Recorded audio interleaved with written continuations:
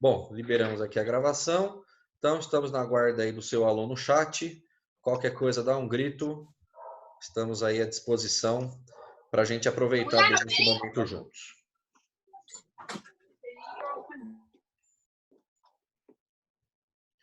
Vou liberar o pessoal que está chegando aqui.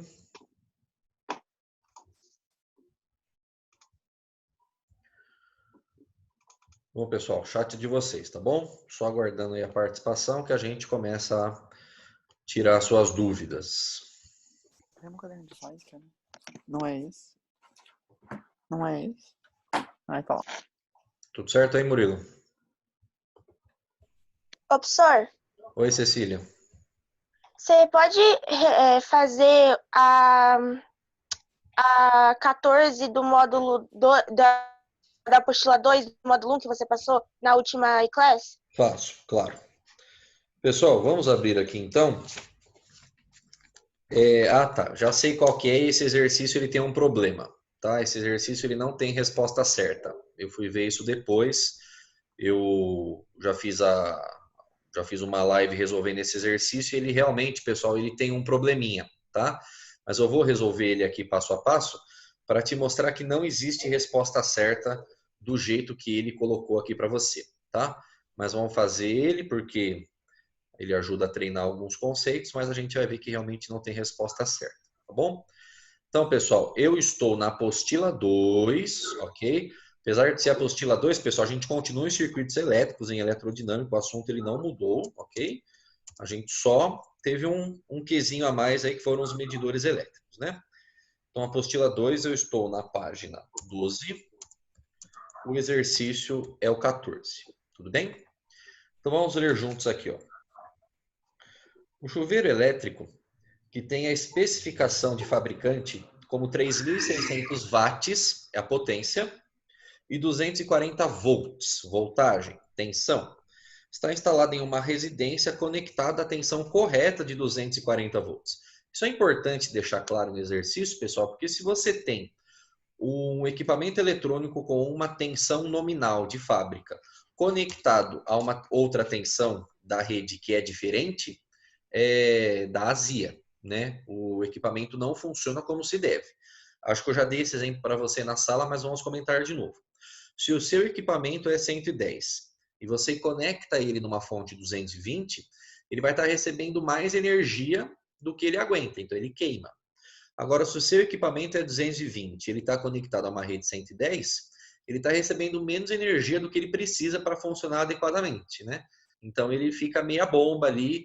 Se fosse, por exemplo, uma furadeira, ela não vai girar com a velocidade máxima que ela consegue, coisas desse tipo, tudo bem? Mas ele coloca que está na rede adequada da voltagem. Considerando que o banho de uma determinada pessoa teve a duração de 6 minutos, aí ele pergunta algumas coisas. Então vamos anotar aqui os dados, ó. 3.600 watts de potência, 240 volts, voltagem do chuveiro, um banho de 6 minutos. Pessoal, vamos eliminar as alternativas de cara aqui, como por exemplo a alternativa A e a alternativa B. Olha o que está escrito na alternativa A. A potência elétrica gasta no banho foi de 360 kW. Pessoal, a potência não depende do tempo, entendeu? A potência ela é fixa do equipamento. O que depende do tempo, que gasta, né, é a energia, que é aquela unidade que eu te mandei lá no último slide, que é a quilowatt-hora, né, que é a novidade aí de unidade, né, que é uma medida de energia. Então, potência é fixa, o que muda é a energia, por isso que o item A é falso, ok? Do mesmo jeito que fala o item B. Item B, a potência que esse chuveiro gasta em uma hora é de 360 watts. Não, a potência continua sendo 3.600 watts, não 360 como o exercício fala. A potência não muda no tempo, ok? O que a gente tem que lembrar, pessoal, agora nos itens C, D e E, ele dá a informação para você de quilowatt-hora e te dá a informação de corrente em amperes. Então vamos lembrar como que a gente vai calcular cada um. A corrente, pessoal, que é o Izinho, né, medida em amperes, tem uma equação bastante simples que a gente viu, que relaciona a potência que o enunciado me deu, a voltagem que o enunciado me deu e a corrente que ele está perguntando, né, que é a equação do π. P igual a I vezes U. Potência é igual a corrente vezes a voltagem. Então, com isso, vamos calcular para ver qual é a corrente que está passando naquele chuveiro. Tudo bem? Então, vamos substituir aqui os dados. Ó, a potência vale 3.600, a corrente I eu quero saber e a voltagem vale 240. Tudo bem? Se você passar o 240 que está multiplicando, você passar ele dividindo, o que vai acontecer? Ó, I é igual a 3.600 dividido por 240. Pessoal, essa continha dá 15, tá bom? 15 amperes. Só que na alternativa D de dado, o exercício fala, a corrente que percorreu a resistência do chuveiro foi de 15 miliamperes. Lembra que o mili é 10 elevado a menos 3. E não tem o 10 elevado a menos 3 na conta aqui, que a gente obteve o resultado da corrente, né? Então, é mais um exercício que está falso. Deixa eu só voltar aqui que ele parou de compartilhar. Aqui. Então, esse item D também está falso. Então, restaram para nós, pessoal, as duas informações dos itens D, dos itens C e E, sobre quilowatt-hora. O que é 1 kWh? Primeira coisa que você tem que entender, deixa eu anotar aqui em cima, que quilowatt-hora é uma medida de energia. Energia, não é potência. Apesar de ter o watt lá, tem essa unidade a mais aqui que é hora. Por que é energia, pessoal? Nós vimos lá na equação que potência é a relação matemática entre energia e tempo. É energia dividido por tempo. Então, se a sua potência estiver em quilowatts, em 1000 watts, e o seu tempo estiver em hora, você pega esse tempo que está dividindo, passa para cima multiplicando. Aí fica quilowatt-hora. Por isso que quilowatt-hora é uma medida de energia, tá bom? Sempre energia. Qual é o significado físico de 1 kWh? É a energia gasta por um equipamento de 1 kW de potência, 1 kW de potência, durante uma hora. Esse é o significado físico de 1 kWh, que, aliás, é a unidade, que eu comentei com você lá no slide, que vem as nossas contas de energia, né? A Copel cobra da gente quantos quilowatt-hora nós consumimos no mês, tá bom? E 1 kWh custa mais ou menos aqui no Paraná 79 centavos, tá? É o preço médio aí. Quilowatt-hora, aliás, bem carinho, tá? Mas enfim. Agora, então, pessoal, vamos calcular a nossa potência, o nosso quilowatt-hora, perdão, a nossa energia. Então, quantos quilowatt-hora vai ter calculado aqui? Vamos calcular. Eu preciso da potência do exercício vezes o tempo. Só que tome cuidado com as unidades que eu comentei ali em cima. Para sair em quilowatt-hora, o que tem que acontecer? A potência tem que ser em quilowatt e o tempo tem que estar em hora. Então, a gente vai ter que ajustar. 3.600 watts, se você dividir por 1.000, 3,6 kW. Por que eu fiz isso, pessoal? Porque o quilo sozinho significa 1.000. Lembra disso? 10 elevado a 3. Então, para compensar, você divide o outro número por 1.000 para que este resultado, 3,6 kW, seja equivalente ao 3.600 que está aqui. Perfeito?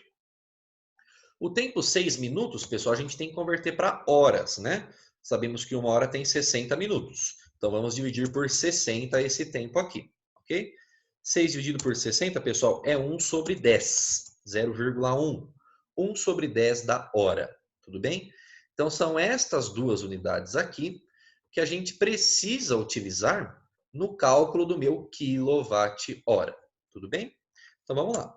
Potência 3,6 vezes o tempo, que é 1 sobre 10. Pessoal, multiplicar por 1 sobre 10 é a mesma coisa que dividir por 10. Concorda comigo? Multiplicar por 1 sobre 10 é a mesma coisa que dividir por 10. E 3,6 dividido por 10 é 0,36 kWh.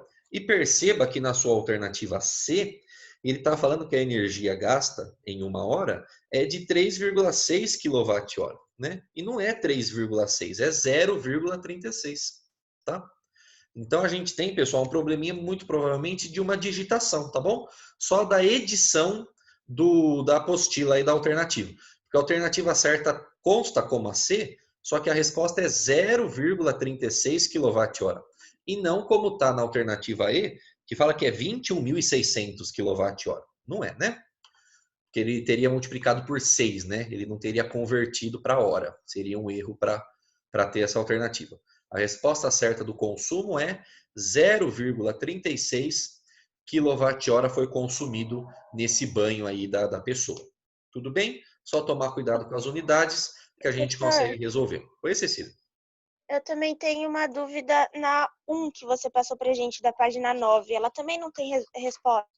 Então, o que na verdade está faltando nesse exercício, que eu já resolvi também, é a potência do rádio, né? A potência do rádio está faltando. Porque tem no desenho lá da alternativa da questão 1 da página 9, se puder dar uma olhadinha lá todo mundo, pessoal. O que ele te dá? Ele te dá uma tabela da potência de aparelhos e depois ele te dá uma tabela de qual a potência da lâmpada que você tem que colocar nos cômodos, dependendo da área do cômodo. Aí na página 10, para o pessoal que vai para arquitetura, para engenharia, vai utilizar muito isso aqui. Que você precisa ter uma planta baixa, né?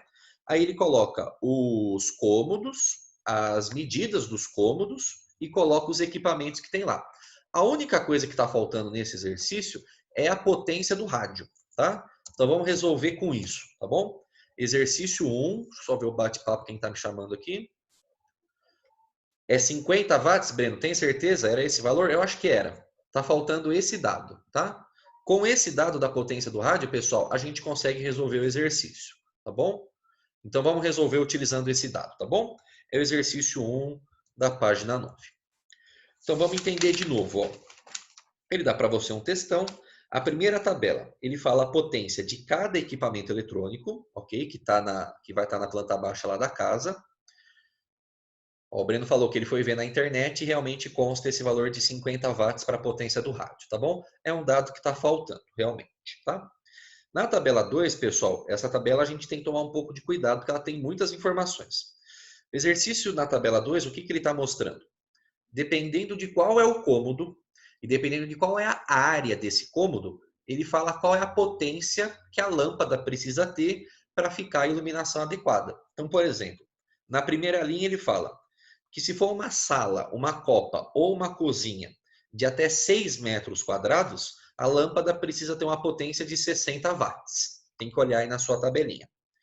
Um banheiro entre 7,5 e 10,5 metros quadrados, a lâmpada tem que ter 100 watts. E assim por diante.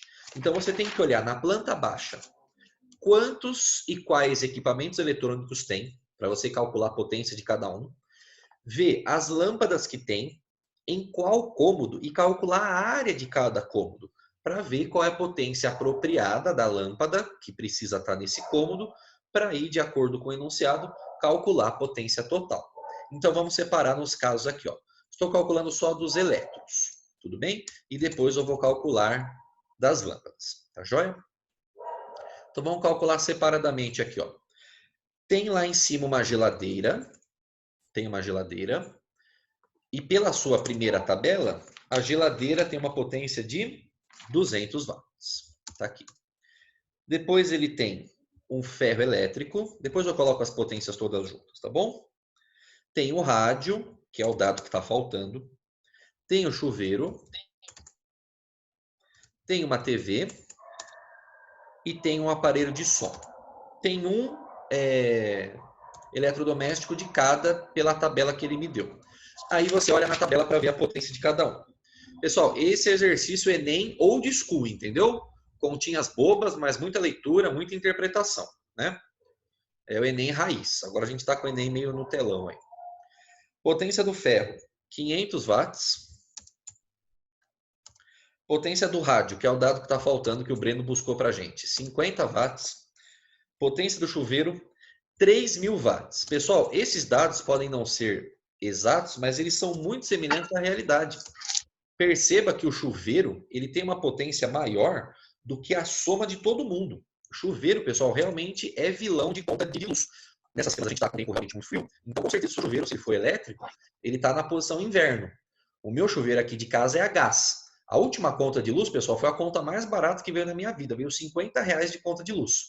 Por quê? Porque o grande vilão, o que tem a maior potência, o que gasta a maior energia, que é o chuveiro, eu não uso energia elétrica, né? Eu uso gás. Agora, se você está num dia quente, pessoal, só de você mudar o chuveiro para a posição inverno, alguns chuveiros têm até posições intermediárias, pela segunda lei de Ohm, a gente viu, né? Você muda o comprimento do resistor, isso diminui bastante a potência, tá? Aí a sua conta de luz fica mais baratinha. Fica a dica aí, tá bom? Serviço de utilidade pública.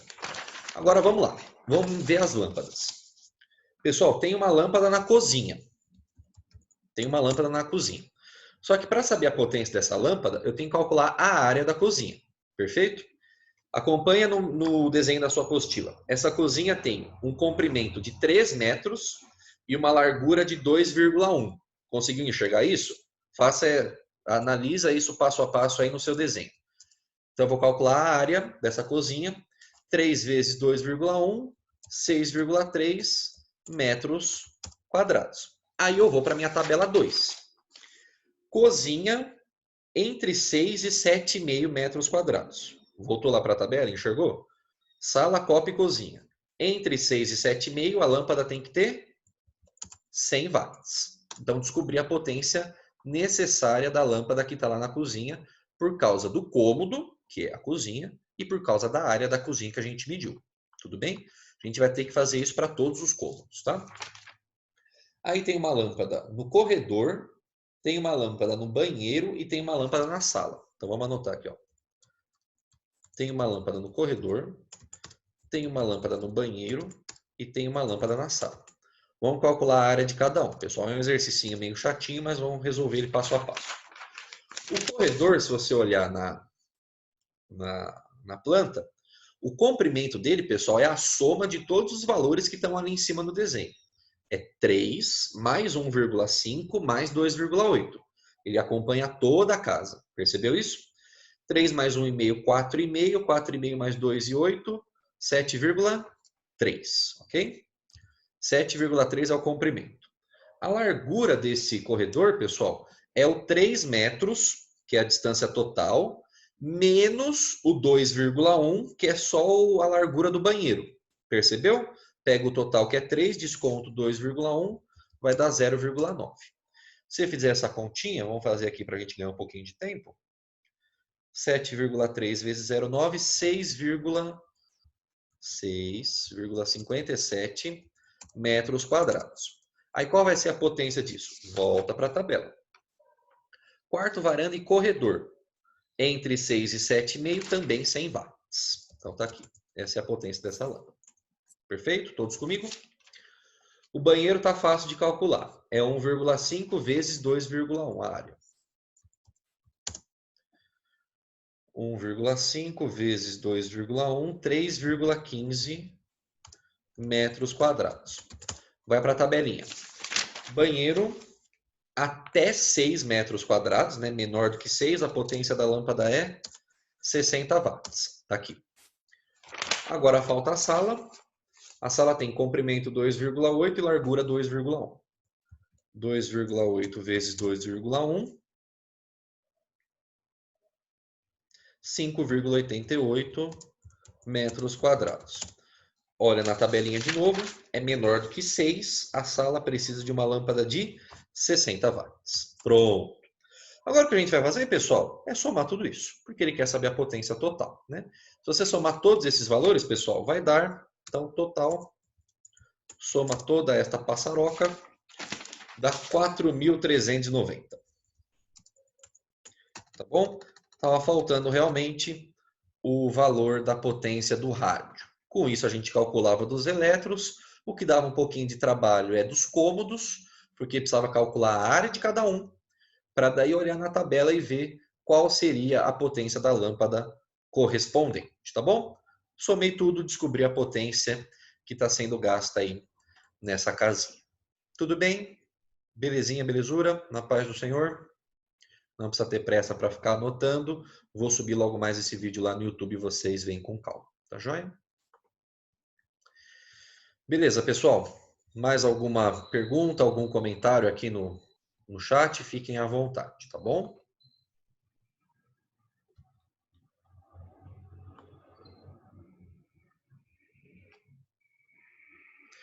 Acredito que vocês já devem ter visto pode digitar, Breno, eu vou continuar só dando essa ênfase aqui.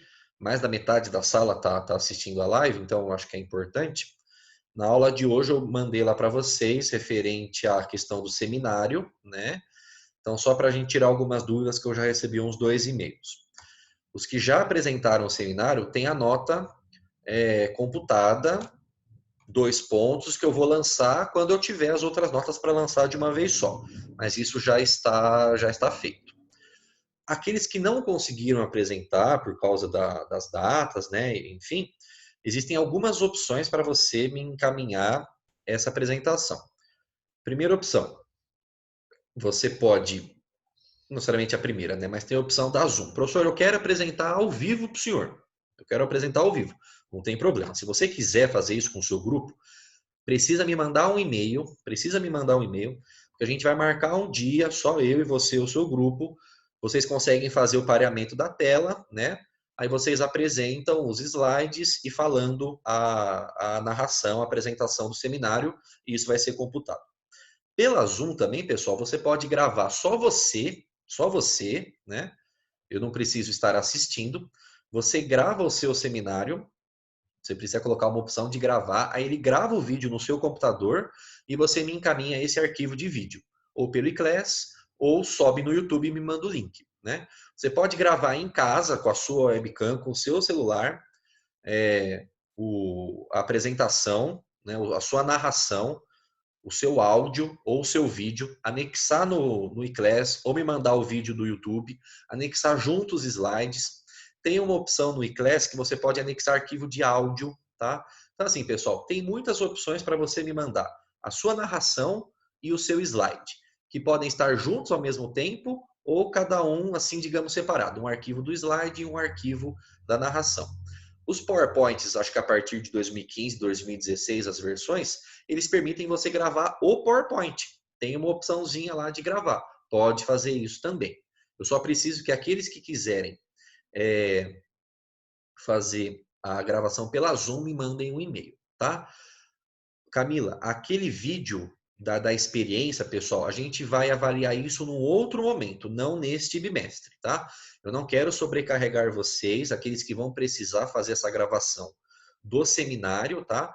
O experimento lá de eletricidade, que talvez muitos já tivessem realmente gravado o vídeo, a gente vai avaliar isso, mas num outro momento, não é para ser agora. Tudo bem? O que a gente vai avaliar agora é o seminário, por quê? Porque mais da metade da sala já apresentou o seminário, entendeu? Então a gente vai acabar facilitando o trabalho para muita gente aí. Tudo bem? Então a pergunta do Breno aqui, ó. O que é aquele negócio de amperímetro e voltímetro real e ideal? Então vamos lá, pessoal. No mundo esférico e no vácuo, tudo bonitinho, o amperímetro, ele sempre vai medir a corrente, que nem está lá no seu slide. Eu vou até parear o slide aqui, porque eu acho que ele vai ajudar eu a explicar. Então deixa eu abrir aqui rapidinho, para a gente bater esse papo. Ele já está aqui no esquema. Aqui. Vamos bater um share da tela aqui. Aqui, vamos lá. Então, ó, o que a gente vai fazer aqui? Vamos colocar a apresentação de slide, para ficar bonitinho. Vai, meu filho, colabora comigo. Isso. Então, pessoal, eu coloquei aqui para você sobre o voltímetro. O que é o voltímetro? Ele sempre mede, pessoal, a diferença de potencial entre 2 pontos, tá? Por isso que ele tem aquelas 2 canetinhas aqui em cima, ó, que ela consegue, você conecta o voltímetro em 2 pontos, de tal forma que ele vai medir a DDP, a diferença de potencial entre esses pontos, tá bom? O voltímetro, pessoal, ele sempre tem que estar ligado no circuito em paralelo, tá? Com o dispositivo que você quer medir. Então, você quer medir, por exemplo, a voltagem de uma bateria. O voltímetro mede a voltagem da bateria se ele estiver ligado em paralelo com essa bateria. Se o voltímetro quiser medir a diferença de potencial, a tensão que cai num resistor, conecta o voltímetro em paralelo com aquele resistor. No mundo real, pessoal, esse negócio de voltímetro ideal não existe. Por quê? Quando a gente fala resistência interna, pessoal, é uma resistência que acontece de uma forma natural por causa dos equipamentos eletrônicos que são feitos, né? Dos materiais que são feitos o nosso voltímetro, o nosso amperímetro. Esse cara ele tem um circuito interno que tem uma resistência interna que não tem como fugir dela, entendeu? Então, assim, nos nossos exercícios, a gente coloca um voltímetro que a gente chama de ideal. O que é um voltímetro ideal? É aquele voltímetro, pessoal, que não atrapalha a minha medida. É um voltímetro que só vai medir. É um voltímetro que ele não tem resistência interna. Aliás, no voltímetro, que ele tem uma resistência interna muito grande. Por que que isso acontece, pessoal? Olha o esquema aqui, ó. Vamos entender por que que a resistência interna do voltímetro tem que ser infinita. Olha o circuito aqui, ó. Tá vindo a corrente para cá, né? A corrente do gerador. A corrente vai dividir porque é um circuito em paralelo, isso não é importante para nós agora. O que é importante é isso aqui, ó. E vamos correr que faltam 10 minutos. Vai passar uma corrente aqui, nesse resistor R2. O que o voltímetro vai medir é a tensão U que cai nesse resistor R2. Agora pensa comigo. Se esse voltímetro está conectado em paralelo com essa resistência, qual é a tendência natural dessa corrente? Vir um pouquinho aqui para cá. Porque aqui tem aquele ponto que a gente chama de nó, que a corrente vai dividir. Perfeito? Então, pessoal, normalmente vai passar um pouco de corrente no meu voltímetro. Só que eu não quero que isso aconteça. Eu não quero que passe corrente no meu equipamento medidor. Eu quero que o meu equipamento apenas meça as propriedades do meu circuito real, do meu circuito que eu estou brincando. Então, se eu colocar uma resistência interna muito grande aqui nesse voltímetro, o que vai acontecer? A corrente, quando chegar aqui nesse ponto, ela vai olhar para aquele fio que está ali embaixo e vai falar: eu não vou passar ali, porque ali tem muito buraco naquela estrada. É uma resistência interna infinita. Ou seja, se a resistência interna ficou bem bonito esse infinito aqui.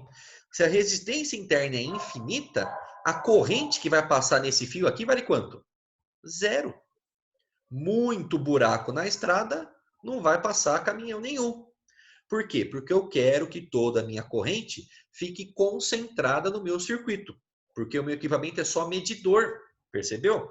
Agora, no mundo real, pessoal, isso não acontece. No mundo real, eu não consigo ter uma resistência interna infinita.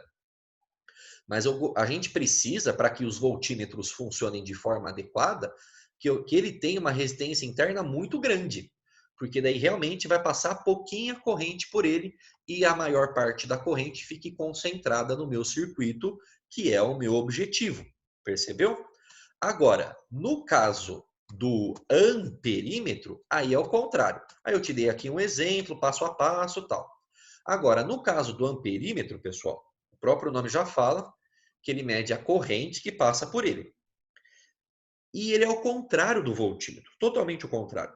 O voltímetro, ele precisava estar conectado em paralelo, o amperímetro tem que estar ligado em série. Por isso, pessoal, que os amperímetros, eles não têm dois fiozinhos lá, dois cabos. Ele tem um gancho, que daí ele conecta num fio só. Ele não vai ter dois pontinhos para medir, entendeu? E o que mais que tem no amperímetro, ao contrário do voltímetro?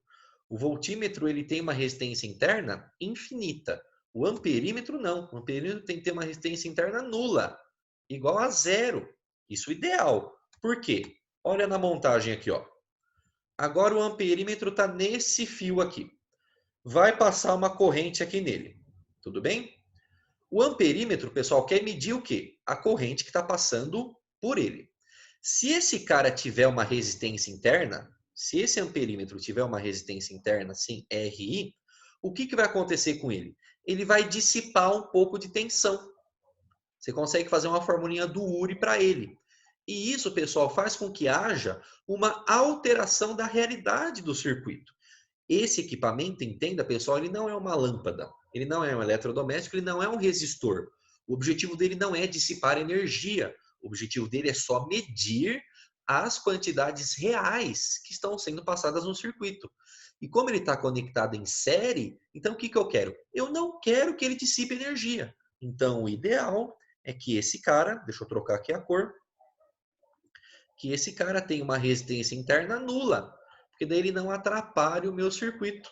Percebeu? Agora, no mundo real, a gente não consegue ter um cara com resistência interna nula, porque ele tem dispositivos internos, os próprios materiais que ele é feito, eles vão ter uma resistência. Não tem como fugir disso, né? Então, o que a gente quer é que bons amperímetros tenham o quê? Uma resistência interna muito pequena. Então, a gente vai usar o quê? Materiais que não tenham muita resistência, muita resistividade, né? Então, não é qualquer material que você vai produzir um amperímetro e um voltímetro para ele funcionar de forma adequada. Você coloca uma resistência interna do amperímetro muito baixa, ele atrapalha a sua medida. Você coloca um amperímetro com resistência interna muito alta, ele atrapalha a sua medida. Então, essa é a ideia, entendeu? Por causa do jeito que eles estão conectados, ou em série ou em paralelo, você precisa fazer essa jogada da resistência interna que eles têm, tá bom? 99% dos exercícios que a gente vai estudar nessa parte de medidores são medidores ideais. São medidores ideais. Eu não lembro de ter visto exercício com medidor real, que tem lá um pouquinho de resistência interna para considerar. Eu não lembro disso.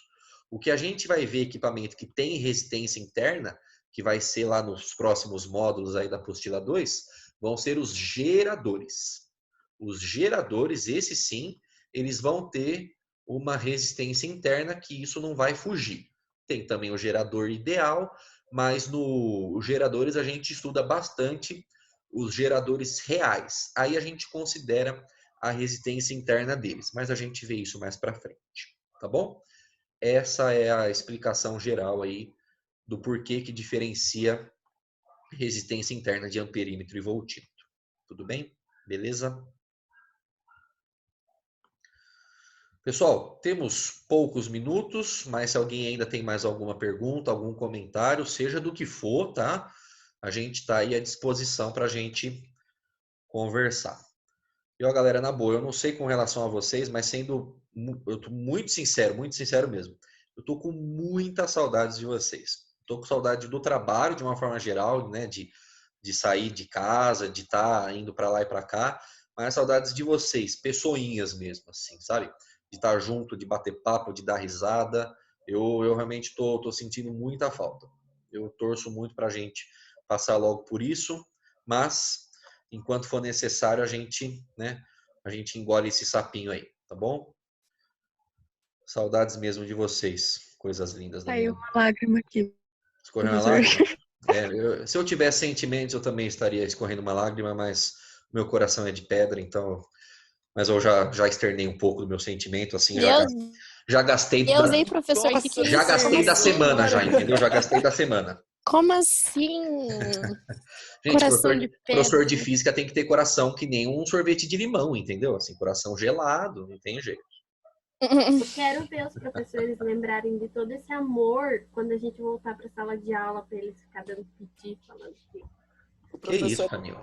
O amor, ele sempre permanece. É claro que quando a gente voltar à rotina normal, depois de uns 2, 3 dias a gente já mata a saudade, entendeu? Aí depois o chicote volta normal. Mas nada sério. Ai, que bacana. Que bacana. Nada pessoal, nada Não, mas pessoal. nada pessoal, tá, pessoal? Nada do outro mundo, tá bom? A Jenny mandou uma mensagem aqui para mim no privado. Deixa eu ver aqui. Dificuldade com os resistores, fazer um reforço ou vídeo.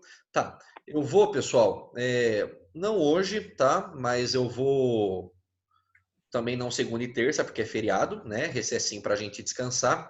Mas no começo da próxima semana eu faço um apanhado, pelo menos essa parte de resistências equivalentes aí, porque essa parte, pessoal, ela é base para o que a gente vai continuar vendo aí de circuitos, tá? A gente precisa estar muito alinhado em resolver circuito elétrico de tudo que a gente viu, porque o segundo bimestre a gente usa isso como ferramenta para resolver exercício de gerador, os próprios exercícios de medidores, tá? Porque depois vem magnetismo, entendeu? Precisamos estar com isso muito alinhadinho, beleza? Joinha, joinha. Bom, pessoal, falta um minutinho, eu vou encerrar para não cortar no meio aqui o áudio, tá? Permaneço à disposição de vocês pelo e-mail, a gente continua batendo um papo, tirando dúvida aí, seja de conteúdo ou do trabalho, né, que vai movimentar alguns de vocês aí na questão do seminário. No mais, pessoal, se cuidem, tá? Fiquem quietinhos aí. Tudo vai dar certo. Contem com a gente, que a gente se ajuda a carregar esse piano, que eu sei que não tá fácil, tá bom? Beijo no coração de vocês. Beijo, Até professor. 2. Beijo. Muitas saudades. Fiquem com Deus. Amo vocês, tá bom? Também te amamos. Beijo. Tchau. Beijo.